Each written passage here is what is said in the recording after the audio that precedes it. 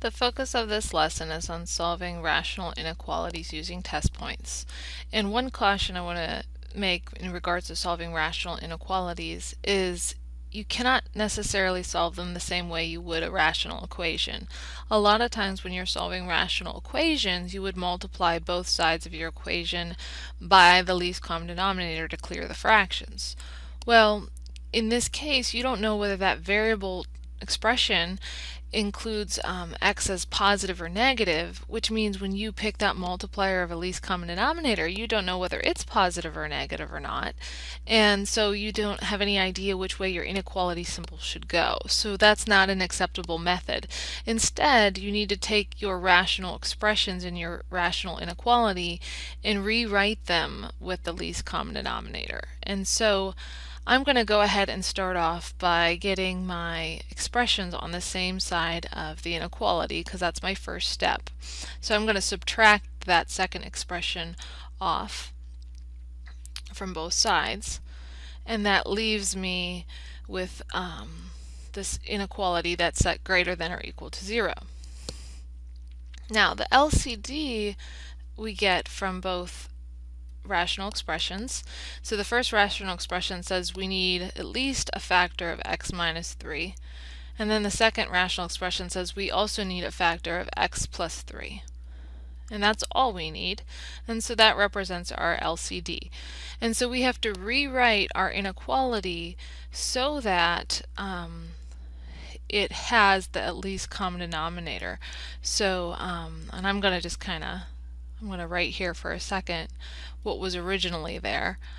And then as far as a multiplier goes, let me rewrite.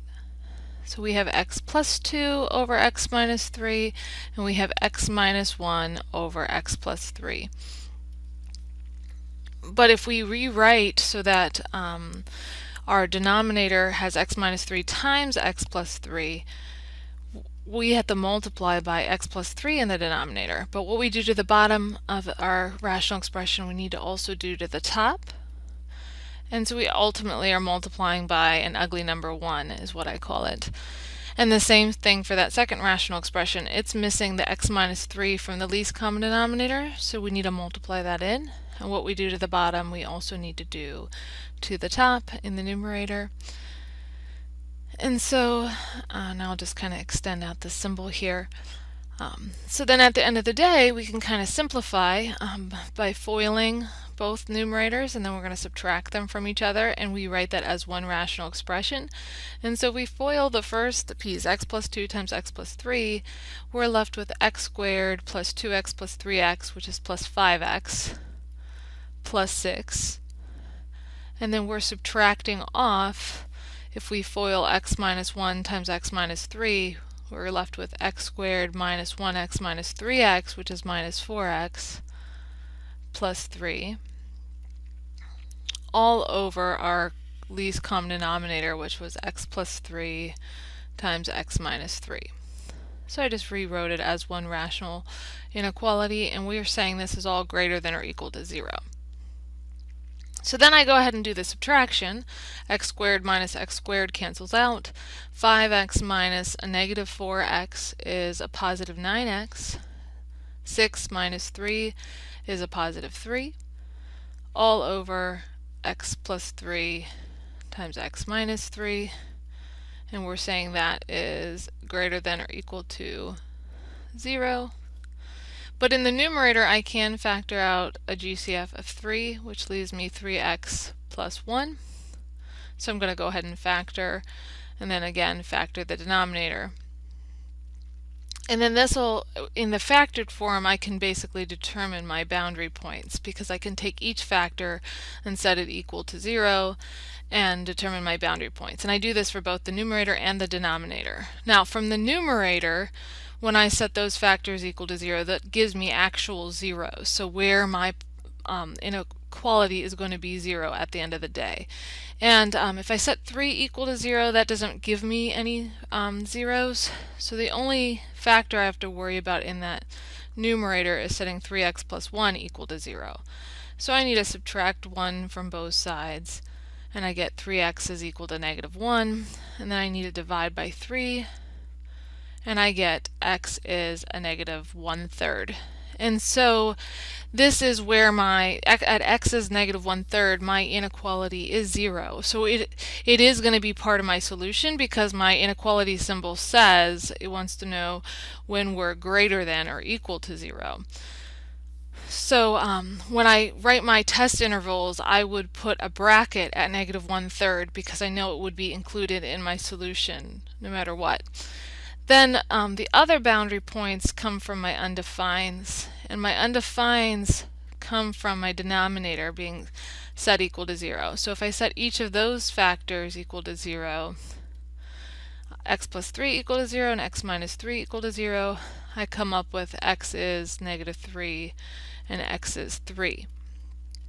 And so at the end of the day, I have a number line that has the boundary points -3, -1/3, and +3. And again, I know I have a closed circle at -1/3 because I'm actually going to be 0 there, and I want to include that in my solution because my inequality says greater than or equal to 0.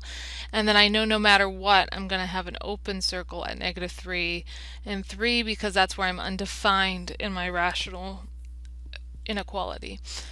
And so then what I would do is I would use test values, or test points. So something to the left of -3, so maybe I would use -4. Something between -3 and -1/3, maybe -1. Between -1/3 and 3 is 0, and between 3 and infinity, maybe 4. And then what I do, if I plug in -4 into my factored form of my inequality, which I have a check mark by, you can go ahead and write down the signs that you would get. And so up top here we have this +3 times the -4 plugged in would give me -12 plus 1 is a -11, so it's negative, divided by, if I plug in -4 and I get -4 minus 3, that'll be negative, and then -4 plus 3 will also be negative. So I end up being negative divided by positive, which is overall negative. If I do the test point of -1, again, that 3 is a positive.